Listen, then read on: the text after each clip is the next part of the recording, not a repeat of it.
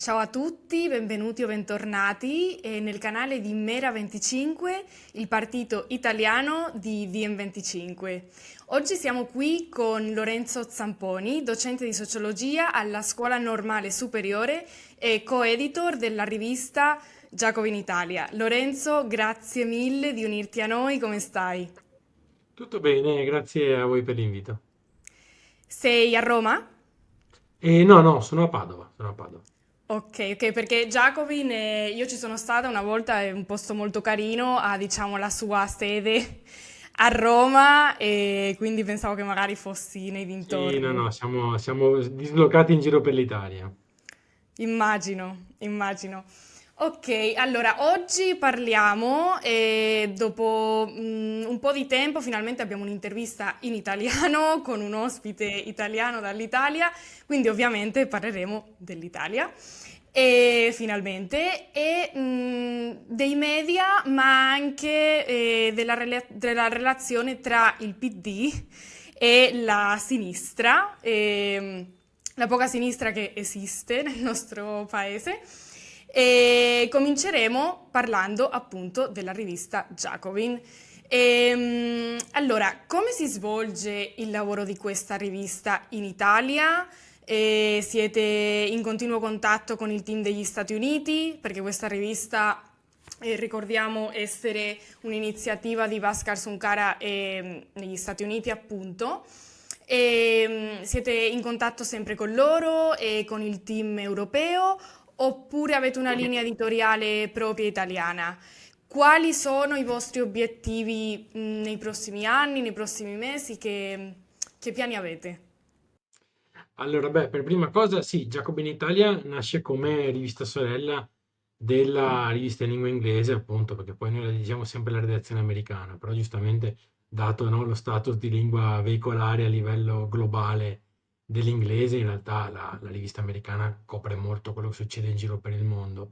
È la prima, in realtà, rivista sorella che è nata appunto dopo la versione inglese. La versione inglese è nata tra il 2010 e il 2011, Jacobin Italia nel 2018 e poi ora ci sono un'edizione in Germania, ce n'è una nell'America Latina in lingua spagnola, ce n'è una in Brasile, insomma ci sono diverse riviste sorelle in giro per il mondo. Ovviamente nascono come riviste sorelle perché condividevamo in qualche modo l'approccio generale di Jacobin, che a noi interessava molto perché riusciva a tenere insieme due cose. Da una parte il fatto di essere molto netto, molto schierato, molto militante, e allo stesso tempo però di esserlo in maniera non ideologica, non settaria, ok? Identificando un campo della sinistra abbastanza ampio, in cui appunto la cosa importante non fosse dar battaglia fra i vari filoni di pensiero, fra i vari pezzettini della sinistra, ma confrontarsi direttamente col pensiero dominante. Ehm, Noi sia nei numeri cartacei, appunto, che escono ogni 3 mesi, facciamo 4 numeri all'anno monografici, esattamente come la rivista in lingua inglese, sia poi nell'online abbiamo una quota che di solito è intorno al 70%, 2/3, 70%, insomma, che è nostra, che è scritta in Italia, e invece una quota minore, appunto intorno al 30%, che sono traduzioni di quello che arriva la maggior parte delle volte dalla rivista in lingua inglese, ma qualche volta in realtà anche da Giacobbe in America Latina, anche da Giacobbe in Germania o da Tribune, che è l'esperienza sorella che c'è nel Regno Unito. Quindi le varie redazioni, diciamo, nazionali, compresa la nostra, sono completamente indipendenti, ok? Noi abbiamo la nostra agenda anche dei prossimi numeri, i nostri temi, le cose che scegliamo di trattare sul sito, perché appunto, essendo la rivista trimestrale e i numeri monografici, utilizziamo ovviamente l'aggiornamento quotidiano del sito per invece stare sui temi d'attualità. Quello che ci tiene insieme appunto alle riviste sorelle è questa quota di traduzioni, ok? In cui noi appunto riportiamo anche quello che viene scritto da altri e poi magari qualche volta qualcosa che riusciamo a fare come iniziativa comune, ecco. Certo. E scusa, no, Ehm, sui piani, no, non ti ho risposto sui piani, ma insomma, noi adesso siamo appena usciti col numero sul sindacato, ok? È uscito proprio la settimana scorsa su un tema che ovviamente ci sta molto a cuore, insomma, perché l'organizzazione dei lavoratori e delle lavoratrici è una cosa centrale per chi ha il nostro punto di vista sul mondo. Stiamo lavorando al prossimo numero, che posso già annunciarlo, insomma, sarà sull'Occidente, ok? Su cosa significa ora Occidente, insomma, e le contraddizioni che questa parola si porta dietro. E poi cominceremo a lavorare alla prossima edizione della scuola giacobina, che è appunto un appuntamento in presenza che noi facciamo, ormai abbiamo già fatto 3 edizioni e che rifaremo probabilmente anche il prossimo autunno. Sì, mi trovo molto d'accordo su questo focus sui sindacati e poi ritorneremo un po' su questo argomento. E ora volevo domandarti su, diciamo, il giornalismo in Italia in modo un po' più generale. Si parla molto di telemeloni, no? Ma anche di attacchi, di altri attacchi alla libertà di stampa da parte del governo. Qual è la situazione per chi vuole fare il giornalista in Italia e che ruoli hanno a confronto la censura e i salari bassi e gli affitti altissimi? Beh, prima cosa voglio chiarire, io non sono un giornalista, ok? Io faccio il docente universitario e appunto anche la nostra redazione in realtà è una composizione ibrida, perché abbiamo alcuni giornalisti, alcuni che vengono più dal mondo editoriale, alcuni nel mondo della ricerca, tenuti insieme da un progetto che è politico, che è militante, ma ovviamente facciamo anche lavoro giornalistico, seppure appunto più di approfondimento e di battaglia culturale che di informazioni in senso stretto. E ovviamente, insomma, uno dei motivi che ci ha portato a creare la rivista era anche sicuramente un'insoddisfazione con il panorama mediatico, ok, del nostro paese, in cui ci sono esperienze ovviamente positive con cui condividiamo molto e con cui qualche volta anche collaboriamo, insomma, dal manifesto a Radio Popolare, abbiamo fatto anche in passato cose insieme e credo che torneremo a farle, però ovviamente il contesto generale è piuttosto sconfortante. È sconfortante, diciamo, per due fattori che ci portiamo dietro, insomma, caratterizzano il campo mediatico italiano da un periodo ormai molto lungo, ma che sono particolarmente accelerati in questa fase. Uno è il fortissimo controllo politico da parte del governo, in particolare l'informazione radiotelevisiva, ok? Perché comunque Telemeloni è sicuramente una forma più radicale di controllo politico in un contesto in cui il controllo politico di governo sulla RAI ovviamente è stata una norma anche in passato. Certo, non così tanto, certo, insomma, siamo a livelli abbastanza estremi.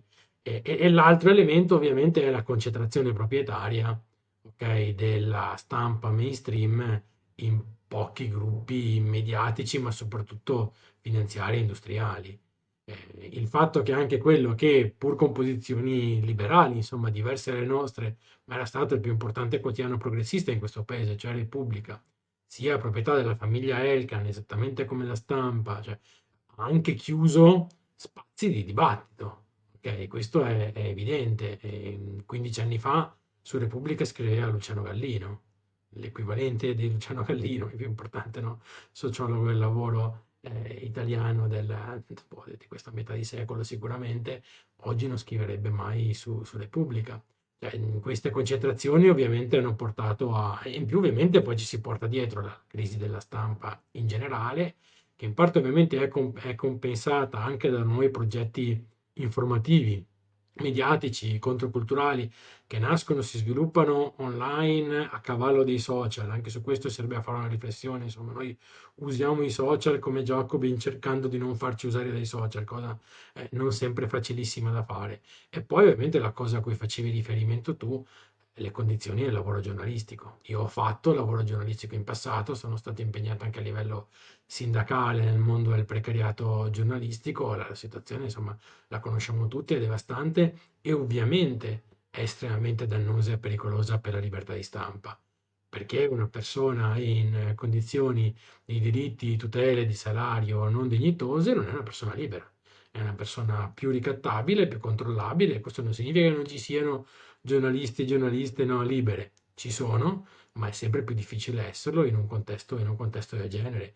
E ripeto, la cosa che mi fa un po' impressione è anche un'omologazione rispetto anche a un bipolarismo mediatico che avevamo vissuto in altre epoche, no?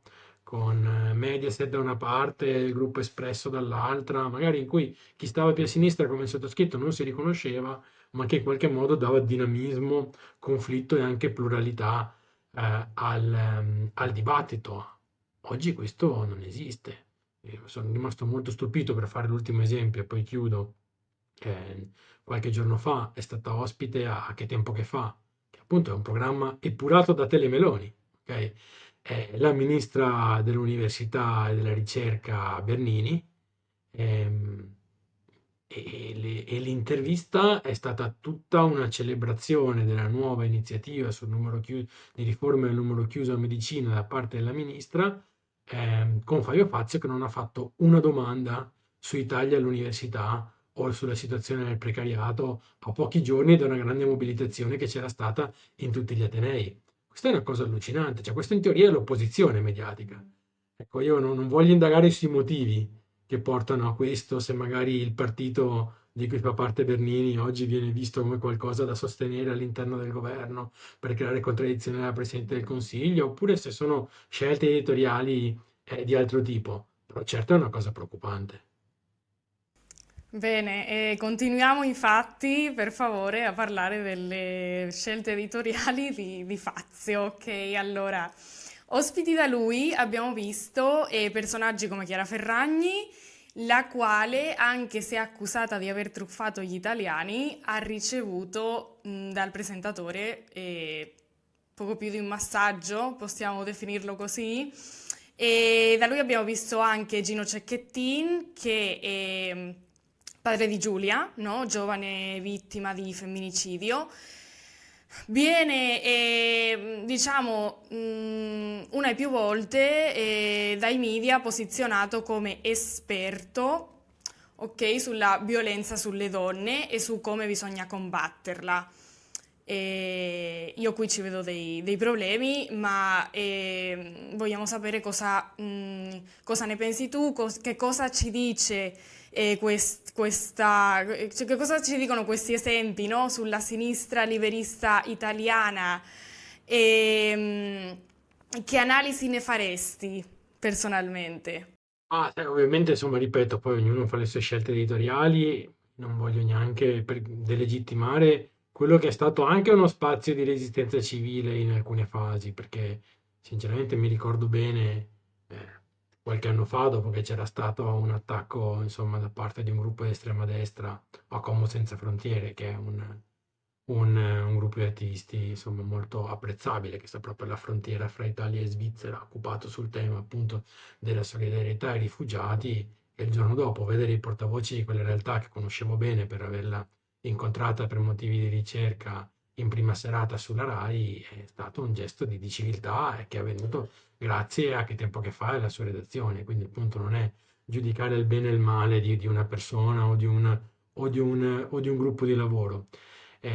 Sicuramente è chiaro che siamo in una fase di infotainment, ok? In cui comunque si prova a tenere insieme appunto informazione e intrattenimento, i confini fra l'uno e l'altra non sono sempre, non sono sempre così chiari, e la mia impressione è che, non so come dire, questo avvenga anche di riflesso a una fase in cui si sono persi un po' di riferimenti politici, ok?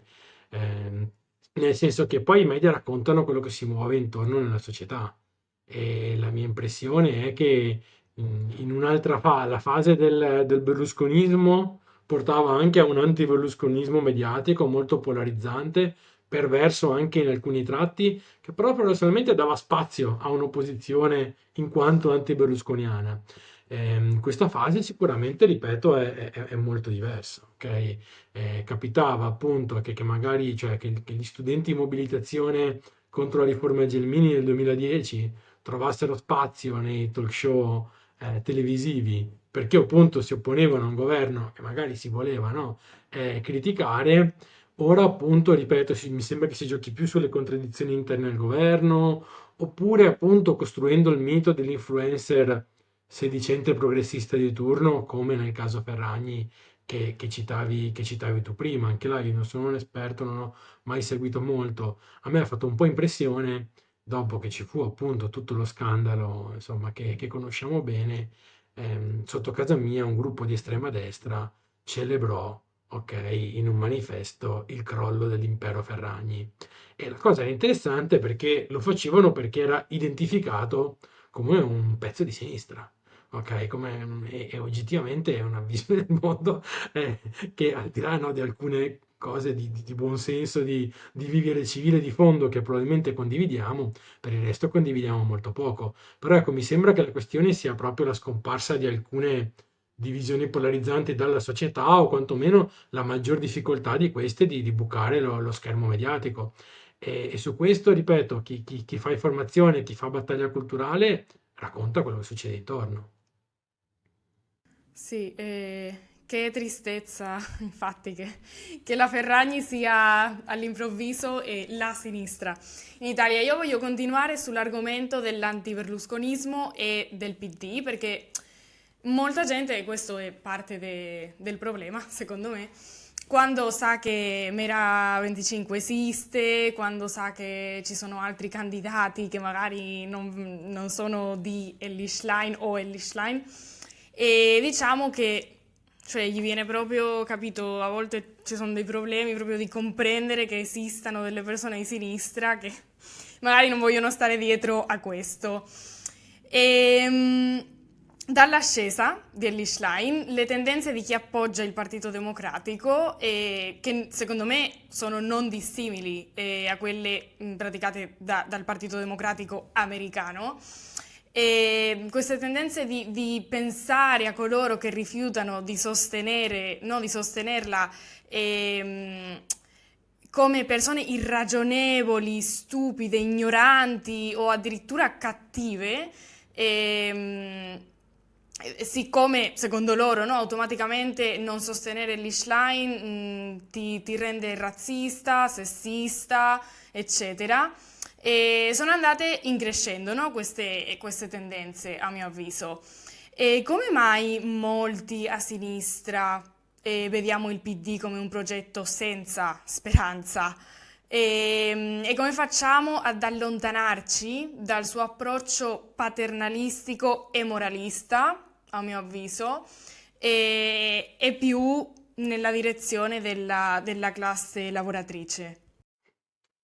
Sono ovviamente domande da milioni di dollari.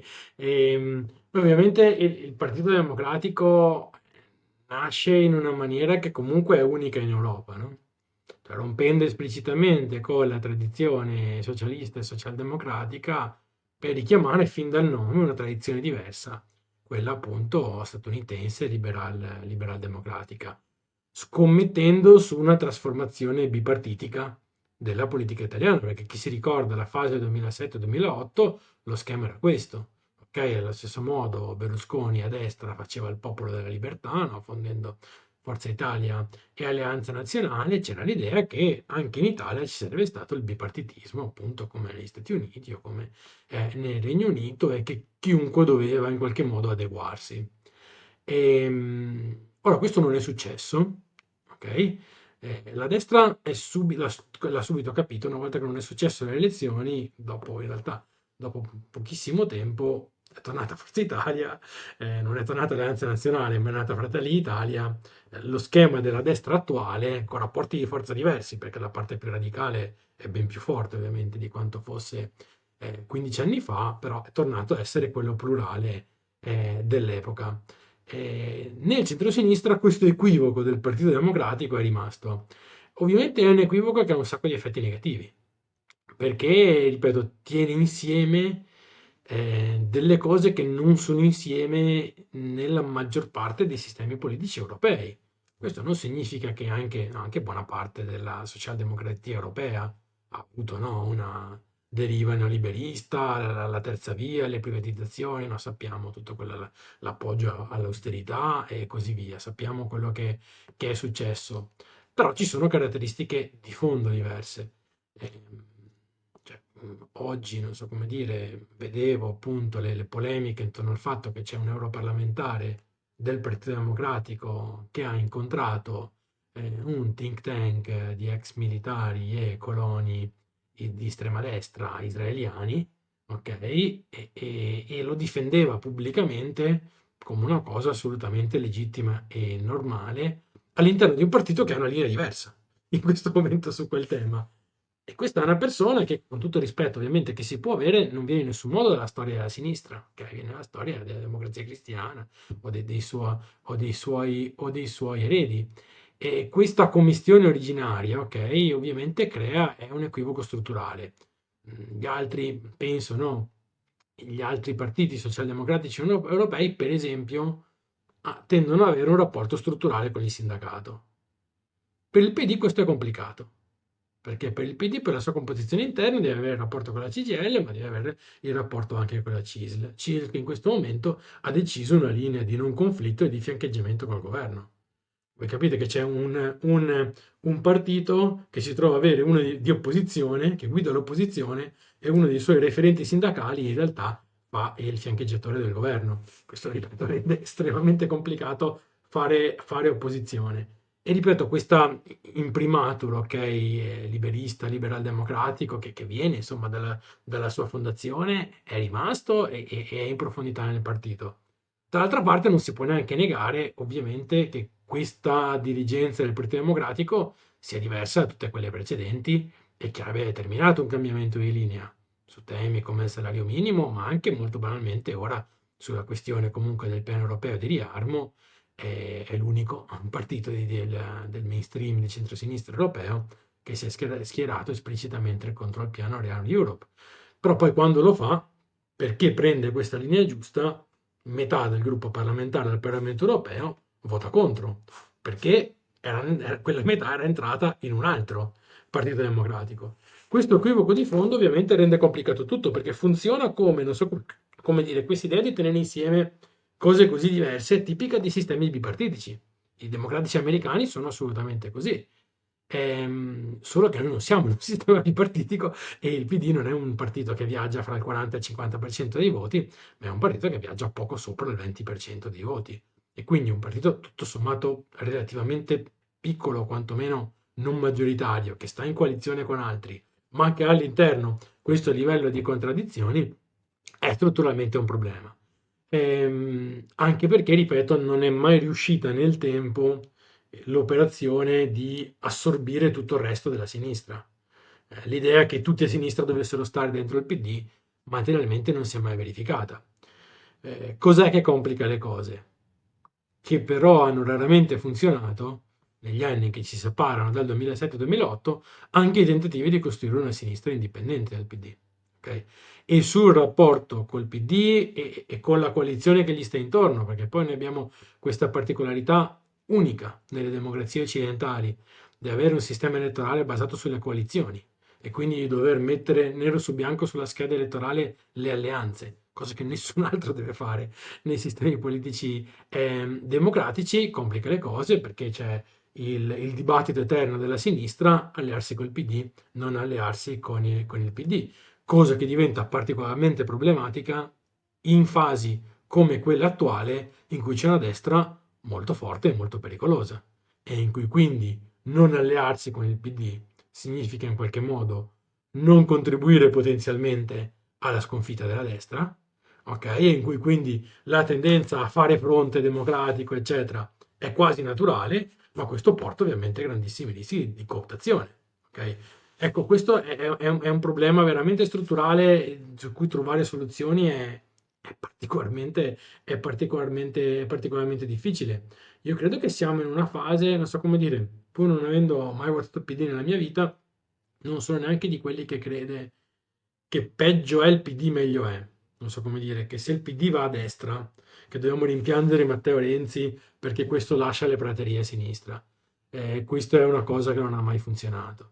Anzi, quando il PD ha avuto le linee politiche peggiori, questo ha spostato a destra tutto l'asse politico. Credo che sia una buona notizia per tutti a sinistra il fatto che ci sia una leadership del PD che su determinati temi tiene la barra a sinistra, che molto banalmente sostiene, poi certo è facile fare all'opposizione ovviamente, però intanto sostiene il referendum sul lavoro e il referendum sulla cittadinanza che andremo a votare l'8-9 giugno, perché questo crea più spazio e legittimità per tutti a sinistra, anche per quelli che non stanno dentro il PD. Però sicuramente questa cosa del rapporto con questo partito che da una parte si sente come il partito unico maggioritario, ma dall'altra parte materialmente non lo è, ok? È un tema che ci portiamo dietro e che credo ci porteremo dietro a lungo. A meno che il PD non si trasformi o si rompa o diventi una cosa completamente diversa, però queste sono le cose che sono state annunciate tante volte in passato e che poi non ho mai visto succedere. Mm. Sì, e inoltre credo che proprio su questo canale Paolo Gerbaudo vi metteremo da qualche parte qui o qui l'accesso a quell'intervista se nel caso vogliate approfondire. Comunque lui ci raccontava che il PD, insomma il centro-sinistra in Italia, storicamente ha fatto più privatizzazioni della destra e a me sia questo che l'idea di schierarsi, diciamo, dal lato dell'Unione Europea e anche nei suoi aspetti più autoritari, no? E piuttosto che mettersi in qualunque maniera dal lato di, per esempio, Berlusconi, e a me, cioè, queste tendenze, diciamo, verso il liberismo così chiare e così gravi, mi sembrano dei motivi per banalmente non fidarmi, cioè del PD come partito, e capisco che tanta gente provi esattamente questo, cioè la mancanza di fiducia storica, no? Tu che ne pensi andando a rivedere questi eventi, queste tendenze? L'hai detto in maniera molto chiara, questo è evidente che è così. È evidente che è così e un po', ripeto, sono dinamiche che caratterizzano il centrosinistra europeo in generale. Ok? Il Partito Socialista francese è in maniera molto più forte e, insomma, cioè, queste cose caratterizzano appunto in generale, ok, i partiti di centrosinistra che hanno appoggiato le politiche neoliberiste di austerità sono stati elettoralmente puniti in maniera molto forte. Il PD, io ripeto, c'ha una sua particolarità perché non è neanche più quel tipo di partito lì. Okay? Se penso anche solo al PSOE spagnolo, che non è un partito che non ha fatto le sue porcherie liberiste, insomma, ampiamente mantiene un ancoraggio sociale, ok? Nel mondo sindacale, in un determinato radicamento nelle classi lavoratrici, eccetera, che gli permette comunque di tener botta di più, ok? Il PD per la sua natura, anche di partito più recente, ok? Dobbiamo sempre tener conto del fatto che l'Italia è un unicum nelle democrazie occidentali nell'avere nessun partito oggi esistente nato prima della metà degli anni Ottanta, ok? Quindi nel senso il cambiamento totale sistema politico che c'è stato negli anni 90 porta anche a essere tutti i soggetti politici a essere molto effimeri e molto poco radicati. Ma ripeto, le scelte politiche ovviamente si pagano e credo che in questo, in realtà, più che le privatizzazioni, che sicuramente sì, sono una colpa storica, però sono una colpa storica fatta in un contesto in cui quella visione del mondo era egemonica e quindi era anche condivisa da quell'elettorato. Ok? La cosa che si paga in termini di fiducia sono le scelte fatte negli anni dell'austerità, comunque, cioè il crollo elettorale del PD avviene nell'anno e mezzo del governo Monti, fra il 2011 e l'inizio della fine, diciamo, fra la metà del 2011 e la fine del 2012, poi ovviamente le riforme renziane, il Jobs Act e così via. Ripeto, pensate sempre solo, ripeto, parlo del mondo sindacale perché ce l'ho in testa, perché abbiamo fatto appena adesso il numero su questo, cioè non esiste oggi, poi è esistito nella fase della terza via, ma non esiste oggi un partito di centrosinistra che fa una riforma del lavoro non concertandola col sindacato. È una cosa che fa i governi di destra, ok? Il conflitto col sindacato, anche solo per motivi egoistico-elettorali, ok? Perché quella è la tua base di riferimento. Questo l'ha fatto il PD col Jobs Act, ok? Quindi questo è evidente che è così. Dopodiché, ripeto, il pregiudizio contrario che tu evidenzi, me lo porto dietro anch'io, perché non è che siamo nati ieri e questo. Dopodiché evidenzio che nella battaglia di oggi, ok? Oggi per me, se devo individuare le priorità politiche dei prossimi mesi, sono referendum sul lavoro, referendum sulla cittadinanza e stop al piano Rearm Europe, per la prima volta da non so quanto tempo, per la prima volta da quando esiste, su quelle che sono secondo me le priorità politiche dell'oggi, il PD è dalla parte giusta. Durerà?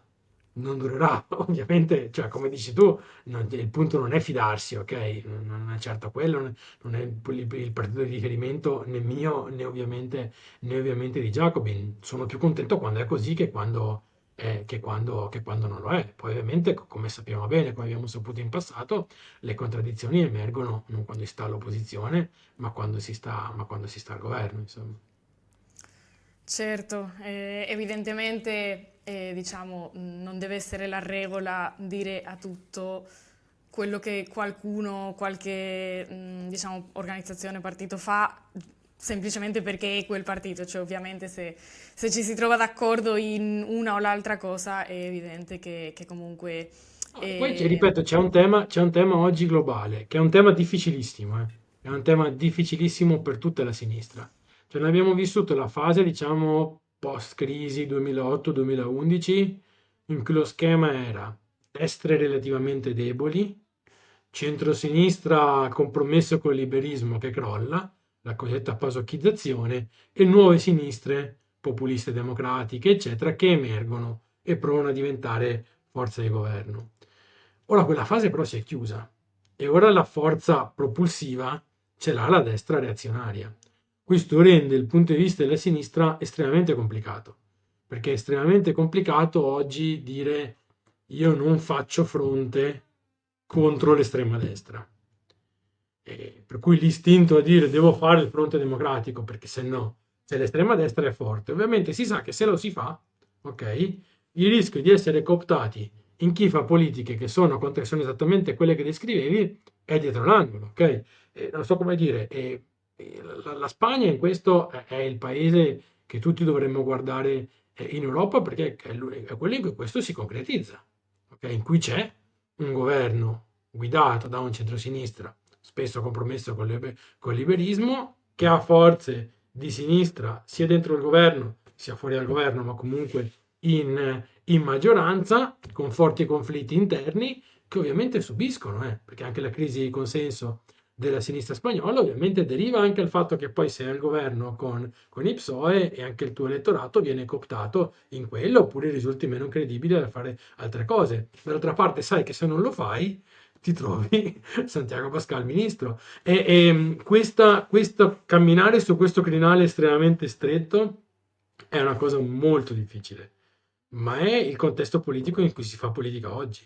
Ok? E non so come dire, non credo ci siano formule magiche, ma bisogna essere consapevoli di questa doppia difficoltà che ci si porta dietro, perché la sinistra oggi sta esattamente in questa posizione.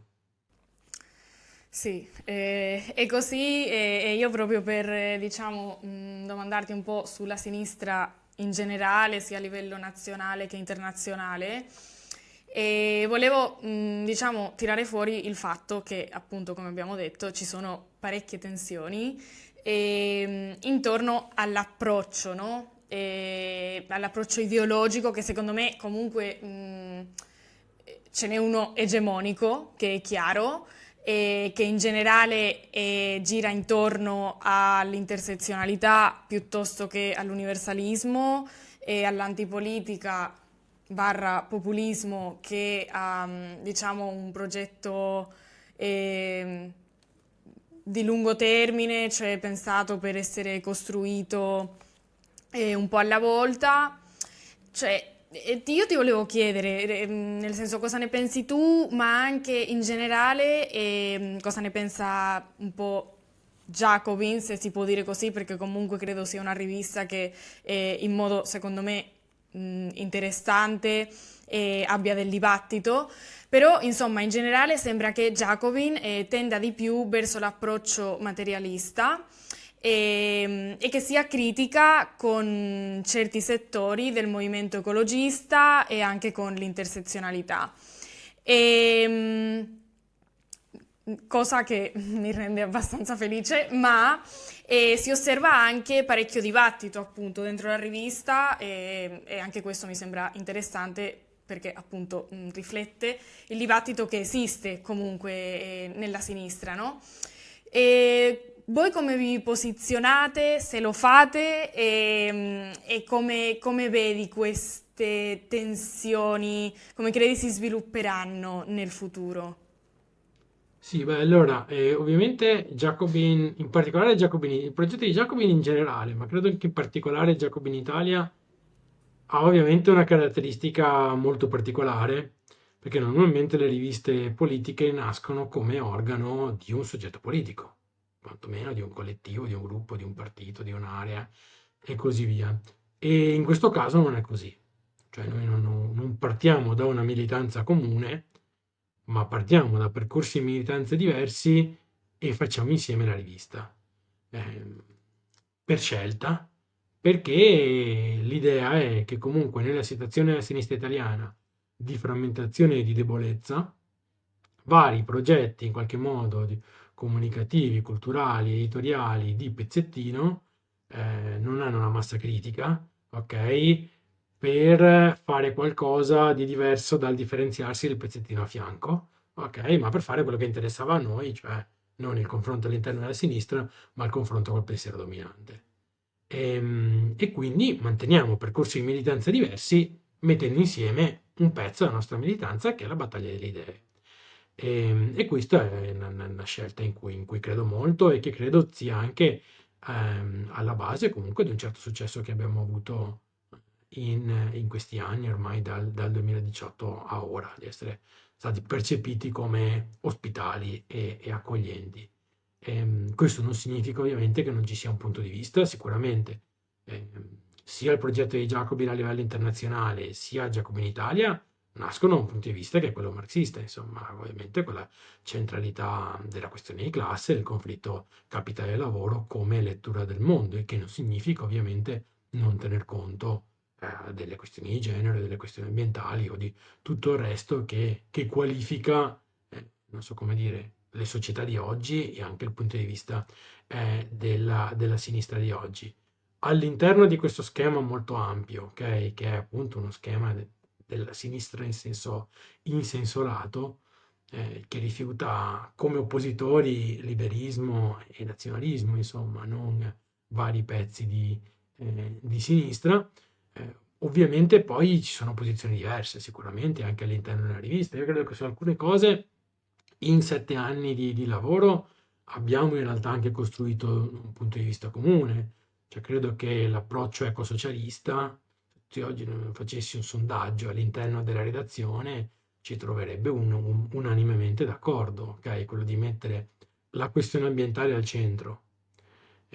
Noi decidemmo di dedicare alla questione climatica l'ultimo numero del nostro primo anno, il numero 4, perché alla prima riunione decidemmo noi entro il primo anno dobbiamo occuparci della questione clima, ok? La centralità della questione ambientale e il vederla da un punto di vista ovviamente socialista, marxista, come legata alla questione di classe in un'ottica appunto di giustizia climatica, è una cosa che, ripeto, nel frattempo poi è diventata anche estremamente diffusa nella sinistra, devo dire, più, più larga nel nostro paese e anche ad essere dirla tutta anche in generale nel movimento per il clima nel nostro paese. Allo stesso modo sul femminismo, noi ovviamente abbiamo, no, non c'è bisogno che spieghi la centralità della questione di genere nella società di oggi, sia come no, elemento analitico, sia anche come conflitto reale che agita no, l'umanità. Oggi è il movimento più grande che esiste al mondo, il movimento femminista, e quindi ovviamente abbiamo punti di vista femministi forti all'interno del nostro discorso, ovviamente anche qua aperti ai contributi più diversi. Devo dire che in generale ho visto portare molto sicuramente punti di vista che vanno nella direzione del femminismo del 99%, che parlano di riproduzione sociale, insomma, che tengono insieme ovviamente il conflitto di genere con un'idea di trasformazione sociale più generale della società. Però ecco, queste sono cose che osservo più a posteriori che scelte di paletti che noi ci siamo dati, ok? Perché abbiamo sempre detto appunto noi vogliamo essere aperti anche a punti di vista diversi. Su questo ovviamente c'è anche una differenza fra i numeri cartacei, che comunque sono monografici e che noi progettiamo, ok? E che quindi ovviamente sono anche un po' più, sono plurali anche quelli al loro interno, però sono anche più espressione di un nostro punto di vista, sicuramente, anche per l'approfondimento che hanno su un singolo tema, all'interno ovviamente di questo pluralismo, e l'attualità che noi seguiamo sul sito, che invece molto spesso sono contributi che ci arrivano da compagni e compagne, che per noi, stando all'interno appunto di questo campo che abbiamo definito, sono pienamente legittimi anche quando magari alcuni di noi, o alcune di noi, o molti di noi, o anche tutti, non sono d'accordo con quello che viene detto, però appunto li vediamo come contributi al dibattito. Ripeto, io però credo che ci sia un lavoro comune che noi stiamo facendo che sta producendo un punto di vista più unitario rispetto a quello di partenza e non so, un po' è il lavoro comune, un po' mi sembra anche quello che è successo nella società italiana in questi anni. Penso anche a tutto il lavoro della cosiddetta convergenza, no? A partire dalla battaglia di GKN, il movimento ambientalista, il movimento femminista, cioè siamo in una fase in cui intorno a un'idea di giustizia sociale, giustizia ambientale, giustizia di genere e così via, mi sembra che si stia costruendo un punto di vista ecosocialista e femminista sul mondo, che per me è il futuro, insomma, della sinistra, perché poi, ripeto, una rivista come la nostra, che non è espressione di un organo in senso stretto, ehm, si alimenta di quello che succede intorno. Io su questo faccio sempre lo stesso esempio. Quando emerse all'inizio la candidatura di Bernie Sanders alle primarie del Partito Democratico, quindi ancora, insomma, ancora nel 2015, insomma, all'inizio della campagna presidenziale del 2016, io ovviamente che non conoscevo questa persona, andai a cercare notizie su quello che per me era un punto di vista che condividevo sugli Stati Uniti, cioè Jacobin. E ci trovai un articolo in cui, insomma, la cosa veniva vista un po' criticamente, come una cosa un po' velleitaria, questa cosa delle primarie del Partito Democratico da un punto di vista socialista, perché dovrebbe essere interessante, insomma, c'era un punto di vista fra il critico e lo scettico sulla questione. Pochi mesi dopo, Jacobin era tambur battente a fare propaganda per Bernie Sanders alle primarie, perché poi, non so come dire, una cosa è il tuo punto di vista sul mondo, di pregiudizio analitico che hai, una cosa è quello che succede intorno, come si sviluppa una battaglia e tu che ruolo a quel punto scegli di avere come rivista per dare eco a quello che si muove intorno a te e per aiutarlo ad andare avanti. Noi di solito, devo dire, questo problema con i partiti ce l'abbiamo poco, perché purtroppo in termini di sinistra politica c'è abbastanza poco di cui parlare nel nostro paese, ma coi movimenti cerchiamo di metterla in questi termini, per cui non facciamo i maestrini che dettano la linea, i militanti del movimento scrivono nella rivista, danno il loro punto di vista, ovviamente noi portiamo sulle questioni oggetto di discussione il nostro punto di vista, che è quello di Giacobi, che è quello, come dicevo all'inizio, insomma, radicato nella tradizione marxista. E io ti volevo fare un'altra domanda perché sono curiosa di sapere cosa ne pensi. E l'anno scorso abbiamo avuto anche su questo canale, di nuovo ve lo lasceremo qui o qui da qualche parte, i colleghi di Left Reckoning, che è un programma molto interessante che consiglio a tutti coloro che capiscono l'inglese negli Stati Uniti. E loro in questo programma, di nuovo ve lo lasceremo qui, hanno avuto come ospite Lilian Cicerchia, che fa una critica, secondo me, molto interessante, devo dire che la condivido, credo, pienamente, nella quale lei dice che, diciamo, il post-marxismo, e lei parla specificamente di Laclau e Mouffe, sia anti-marxista in realtà. Diciamo, no, quest'idea che in realtà, vabbè, la classe lavoratrice non è il vero agente rivoluzionario, perché in realtà non c'è un vero agente rivoluzionario, e quindi, diciamo, depriorizzare la classe lavoratrice e togliergli la centralità, scambiarla praticamente per quello che in realtà onestamente sono dei lobby. E, secondo me questo è antimarxista. e antisocialista. Voglio sapere che ne pensi tu perché, sai, a volte credo che, cioè, condivido pienamente l'idea che il femminismo sia ancora molto rilevante, molto importante, un tipo di femminismo, che poi ce ne sono tantissimi. Credo che il femminismo socialista, un po' quello che dicevi tu, no? Che si basa anche su questioni, che si basa specialmente su questioni di classe, quindi il femminismo delle donne lavoratrici, non di certo di, non lo so, Hillary Clinton. E credo che sia molto importante e credo che evidentemente avere una visione, diciamo, che riconosca che il cambiamento climatico esiste e sempre quando secondo me sia comunque, cioè comunque appoggi l'industrializzazione, l'uso della tecnologia, eccetera, penso che in quel caso sì, sia anche importante, però cioè, secondo me la centralità della classe lavoratrice e diciamo di un progetto che sia socialista in modo prioritario e credo sia la cosa che ha più possibilità di vincere e diciamo in termini di identificazione credo sia la cosa più marxista da fare. E non lo so, sono curiosa di sapere cosa ne pensi tu di questo tipo di critica, della quale forse non si discute troppo, appunto perché so che molta gente è molto critica con questo tipo di modo di vedere le cose. E infatti so che Jacobin è stata criticata spesso anche per allineare. Infatti, di nuovo, questo vabbè, lo lasceremo di sotto in descrizione, però su Jacobin so che adesso il professore Vivek Chiber, che io ammiro moltissimo, sta facendo la sua serie Confronting Capitalism, nella quale appunto dà delle idee molto ben spiegate che secondo me vanno completamente in linea con questo, con questa centralità della classe nel progetto politico.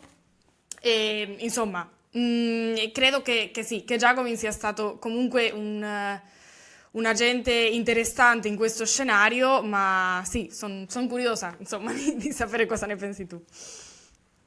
Ma adesso ovviamente su questo ti do il mio punto di vista perché su questo abbiamo ovviamente anche posizioni diverse. Prima facevi riferimento alla questione del populismo, no?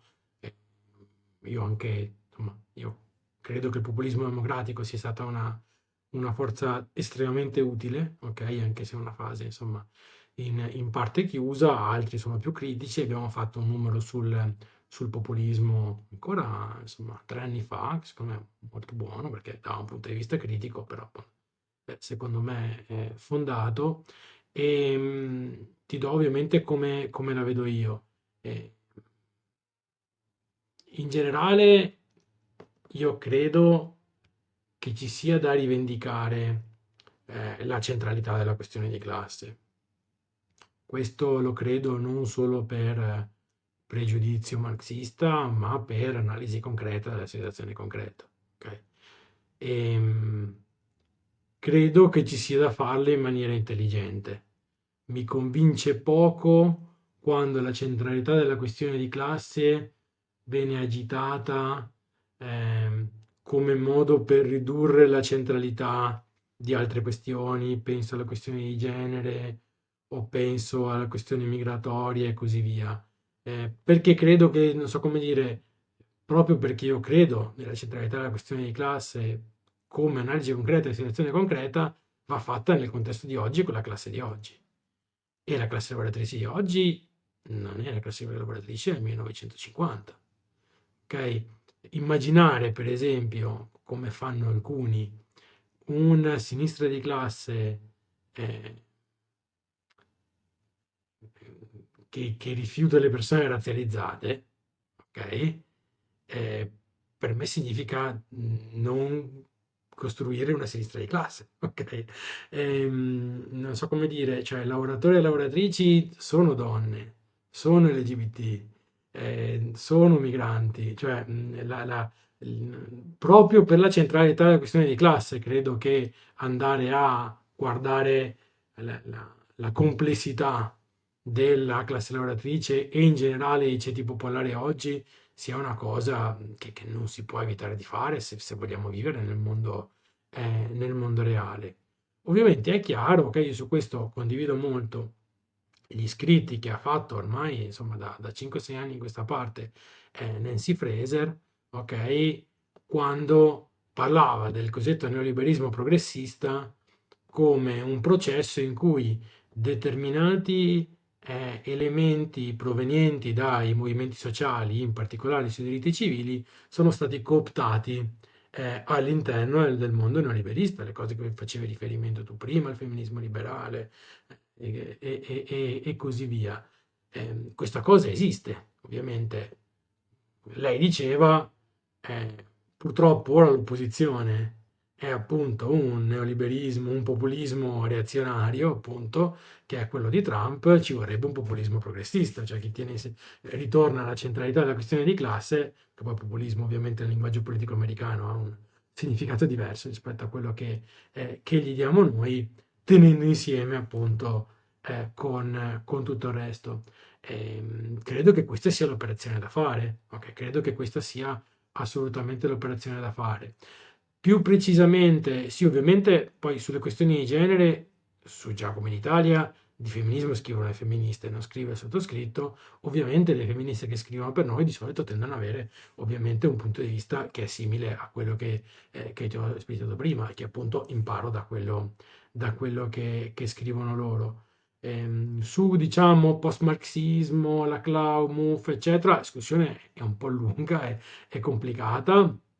Io sono convinto che ci sia una parte del cosiddetto marxismo occidentale, insomma, del post-marxismo che ha poco a che fare con con la tradizione marxista sicuramente, e credo che insomma determinati innamoramenti anni 90-2000 per la fine del lavoro e così via siano state delle sbandate, ok? Nel contesto specifico però, cioè i testi di Laclau, dal mio punto di vista, sono importanti per capire la politica del mondo di oggi. Ovviamente neanche quelli non sono la formula magica. Però il ragionamento, cioè, è un tentativo, non so come dire, di fare un ragionamento sull'egemonia nel mondo, diciamo, a capitalismo avanzato. Ovviamente è un ragionamento che non è la Bibbia, ok? Che è molto influenzato da un contesto concreto, perché senza il peronismo non esisterebbero i testi di Laclau, quindi è evidente, no, che è un'esperienza molto concreta, quella argentina e poi quelle che hanno caratterizzato l'America Latina, però credo che siano testi, insomma, e ripeto, credo che le esperienze di populismo democratico in Europa, in determinati paesi, abbiano fatto fare dei passi avanti anche in termini di recupero della centralità di classe, eccetera, oltre che del consenso popolare alla sinistra, insomma, in maniera molto forte. Ecco, in generale, insomma, il progetto di Jacobin anche negli Stati Uniti ovviamente dà l'idea di ripartire dall'ABC del socialismo, no? C'è anche il testo, appunto, l'ABC del socialismo, quindi non so come dire, determinati concetti anche no, molto tradizionali, ovviamente però applicandoli al mondo del XXI secolo. E questa comunque per me è la chiave. Cioè, oggi ti dicevo, ci sono i referendum sul lavoro e c'è il referendum sulla cittadinanza. Per me il referendum sulla cittadinanza è un quinto referendum sul lavoro, per come la vedo io. Perché una persona che sta in Italia legata a un permesso di soggiorno che a causa della legge Bossi-Fini è vincolata al contratto di lavoro, è una persona ricattabile sul posto di lavoro, è una persona subalterna nel conflitto di classe e quindi la cittadinanza, ok, e quindi la battaglia delle persone razzializzate per la cittadinanza è una battaglia di classe. Non so come dire, quindi credo che su questo io sono per evitare, ecco, l'ho fatta lunga, ma perché veramente credo che le semplificazioni non aiutano. Io credo nella centralità della classe lavoratrice, ma credo che determinati dibattiti che provano a semplificare questa questione siano in realtà la cosa più postmoderna di tutti, ok? Che riduce anche la classe a identity politics, non so come dire. Ecco, tutto vorrei fare tranne l'identity politics classista. Sì, infatti, secondo me le analisi più interessanti che diciamo vogliono priorizzare la classe sono quelle che vedono la classe come una posizione materiale piuttosto che come un'identità, che secondo me però purtroppo di solito quelli che la vedono come un'identità sono più le persone che diciamo sono più nel campo postmoderno, però sì, è una cosa che comunque si tende a fare un po' da vari settori. Però sì, sono d'accordo. Infatti vi lasceremo anche questa intervista, l'ultima che ho fatto io su questo canale, sul caso spagnolo migratorio, diciamo, e parlavamo proprio di questo, del fatto di essere una persona ricattabile e anche della possibilità di organizzarsi insieme agli altri lavoratori senza appunto questa divisione tra persone legali e persone illegali, tra virgolette, e- eccetera, insomma. Bene, questa era l'ultima domanda. Lorenzo, grazie mille di aver parlato con noi e ovviamente lasceremo il link di Jacobin perché così tutti lo possono vedere e leggete assolutamente. Jacobin ha anche parecchi, diciamo, podcast, c'è insomma tutta una rete di media anche in parecchie lingue che potete seguire. Per me è stato un posto ricchissimo che veramente mi ha cambiato politicamente già qualche anno fa e che ha solidificato delle intuizioni che io potevo avere, ma insieme a Giacomo le ho concretizzate e insomma spero che troviate nuovi lettori con noi. E grazie Lorenzo, molto interessante anche il tuo punto di vista personale, diciamo. Grazie a te, grazie a voi per l'invito. Benissimo, questo è il canale di Mera25, io sono Tiare Gattimora e oggi abbiamo ascoltato Lorenzo Zamponi. Grazie mille di ascoltarci. A presto!